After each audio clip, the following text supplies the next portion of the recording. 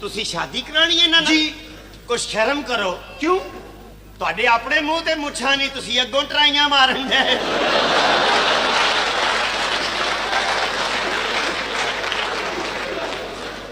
ਬਲਕਿ ਤੂੰ ਆਪਣੇ ਰਿਸ਼ਤੇ ਦੀ ਮੇਰੇ ਨਾਲ ਗੱਲ ਕਰ ਜਾਂ ਮੁੱਛਾਂ ਰੱਖ। ਇਹ ਕੰਮ ਹੀ ਮੁੱਛਾਂ ਵਾਲੇ ਦਾ। ये मशवरा मुझे आप दे रहे हैं, हाँ? आप क्यों नहीं रखते मुझे? मैं 3 वारी रखियां मुंह परने जा पिया।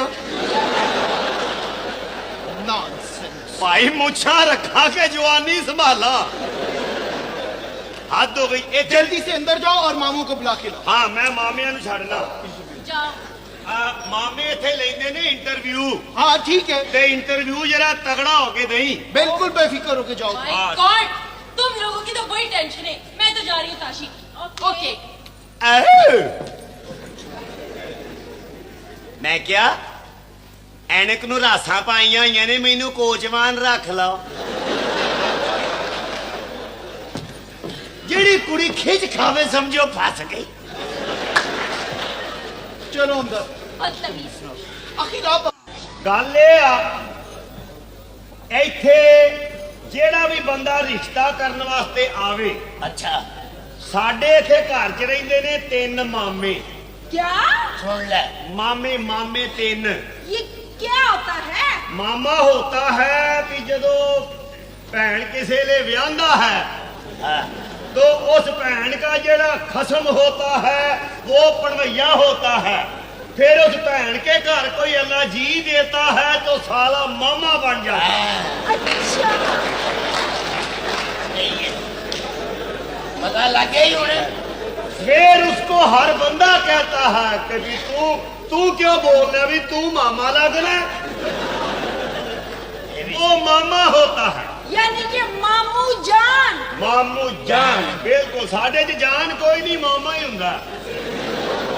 अच्छा गल ये आप भी वो जेड़े मामे ने अच्छा ओने बड़े नामुराद किस्म दे दुनिया दे आखिरी नैश मामे ने। एक है बड़ा वड्डा मौसीकार गुलूकार। मौसीकार गुलूकार। हाँ एक मामा करदा पहलवानी, अच्छा पहलवानी बड़ा करदा। वड्डा पहलवान आ। हाँ ते एक मामा बहुत वड्डा शायर आ। शायर है। ये तिन्ने मामे लेंदे ने इंटरव्यू। इंटरव्यू? हाँ और अल्लाह जाने उन्होंने हुण काहदा ना इंटरव्यू रखिया। अरे तो जल्दी करो, ले मेरा इंटरव्यू। मैं ओए! ऐसा इंटरव्यू दूंगी, ऐसा इंटरव्यू दूंगी कि याद करोगे। ऐसा इंटरव्यू दूंगी तू ना दस, सानू पता है। हाँ बिल्कुल चुप करके बहुत। इंटरव्यू का मतलब है सवाल जवाब।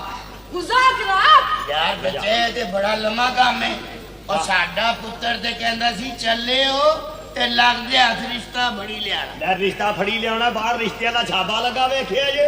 यार मैनू की पता। तुसी शादी करानी है ना जी। कुछ शर्म करो। क्यों? ਤੁਹਾਡੇ ਆਪਣੇ ਮੂੰਹ ਤੇ ਮੁੱਛਾਂ ਨਹੀਂ, ਤੁਸੀਂ ਅੱਗੋਂ ਟਰਾਈਆਂ ਮਾਰਨ ਦੇ।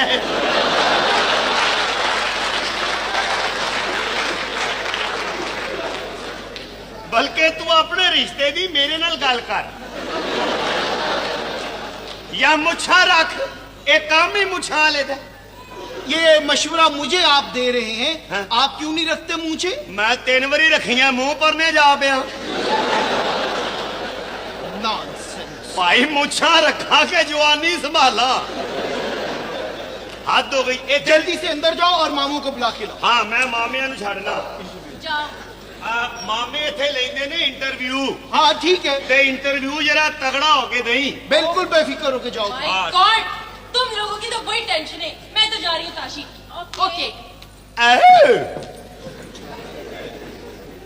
मैं क्या ਐਨਕ ਨੂੰ ਰਾਸਾਂ ਪਾਈਆਂ ਹੋਈਆਂ ਨੇ, ਮੈਨੂੰ ਕੋਚਵਾਨ ਰੱਖ ਲਓ। ਜਿਹੜੀ ਕੁੜੀ ਖਿੱਚ ਖਾਵੇ ਸਮਝੋ ਫਸ ਗਈ। चलो अंदर। बदतमीज। आखिर आप